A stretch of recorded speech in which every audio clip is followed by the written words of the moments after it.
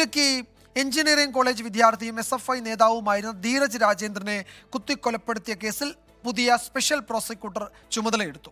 മുതിർന്ന അഭിഭാഷകൻ അഡ്വക്കേറ്റ് പ്രിയദർശൻ തമ്പിയാണ് സ്പെഷ്യൽ പ്രോസിക്യൂട്ടറായി ചാർജ് എടുത്തത്. ഇടുക്കി എഞ്ചിനീയറിംഗ് കോളേജ് വിദ്യാർത്ഥിയും SFI നേതാവുമായിരുന്ന ധീരജ് രാജേന്ദ്രനെ കുത്തിക്കൊലപ്പെടുത്തിയ കേസിൽ ആദ്യം സ്പെഷ്യൽ പ്രോസിക്യൂട്ടറായി അഡ്വക്കേറ്റ് സുരേഷ് ബാബു തോമസിനെയാണ് നിയമിച്ചിരുന്നത്. സുരേഷ് ബാബു തോമസ് അസുഖബാധിതനായതിനെ തുടർന്നാണ് മുതിർന്ന അഭിഭാഷകൻ അഡ്വക്കേറ്റ് പ്രിയദർശൻ തമ്പി ചാർജ് എടുത്തിരിക്കുന്നത്. സാക്ഷിവിസ്താരം ഷെഡ്യൂൾ ചെയ്യുന്നതിലേക്കായി ജനുവരി 13-ന് കേസ് കോടതി വീണ്ടും പരിഗണിക്കും. കേസിൽ ഇനിയും ഇതിൻ്റെ DNA പരിശോധനാ ഫലം കൂടി ഫോറൻസിക് ലബോറട്ടറിയിൽ നിന്ന് വരാനുണ്ട്.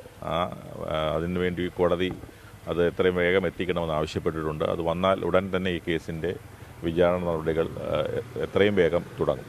യൂത്ത് കോൺഗ്രസ് നേതാവ് നിഖിൽ പൈലി ഉൾപ്പെടെ കേസിൽ 8 പ്രതികളാണുള്ളത്. ഇന്ത്യൻ ശിക്ഷാ നിയമത്തിലെ വിവിധ വകുപ്പുകൾ പ്രകാരം സംഘം ചേരൽ, കൊലപാതകം, വധശ്രമം, മർദ്ദനം, തെളിവ് നശിപ്പിക്കൽ, ആയുധം ഒളിപ്പിക്കൽ തുടങ്ങിയ കുറ്റങ്ങളാണ് പ്രതികൾക്കെതിരെ ചുമത്തിയിട്ടുള്ളത്. പട്ടികജാതി അതിക്രമം തടയൽ നിയമപ്രകാരവും കേസുണ്ട്.